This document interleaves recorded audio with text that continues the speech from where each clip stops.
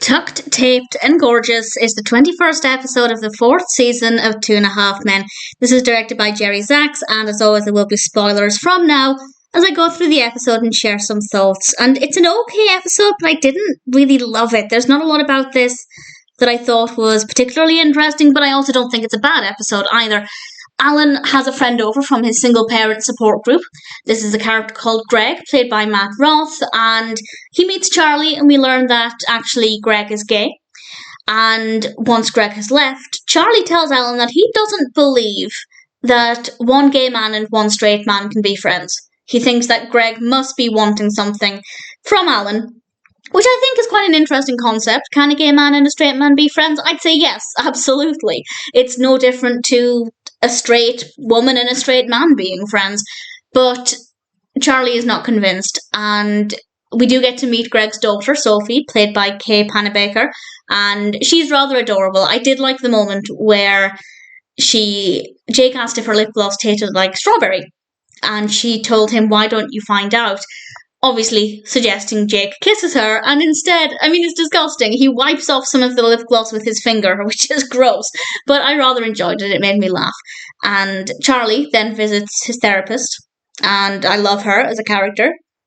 So those scenes were not too bad. Charlie is basically feeling insecure about his own sexuality now, and it doesn't help that Berta got him the wrong conditioner, and he's getting really worked up about that, which I guess is a bit of a stereotype with him being concerned about his hair, which I don't think is fair. I think straight people can be concerned about their hair too. But nevertheless, Charlie has these anxieties, and the therapy scenes I did quite like. I thought they were pretty good.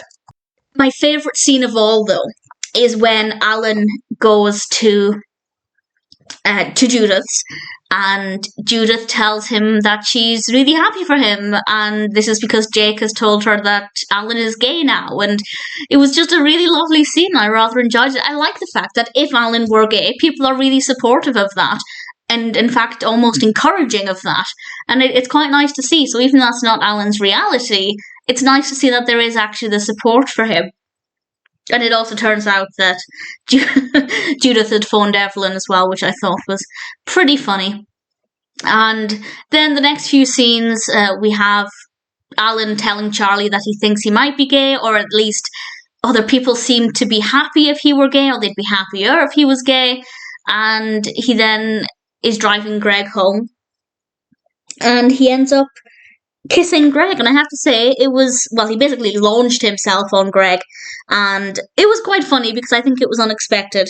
And Greg tells Alan that he's not gay. Alan does not come across as gay, and that's largely because he's not interested in men, which I think is a pretty fair point.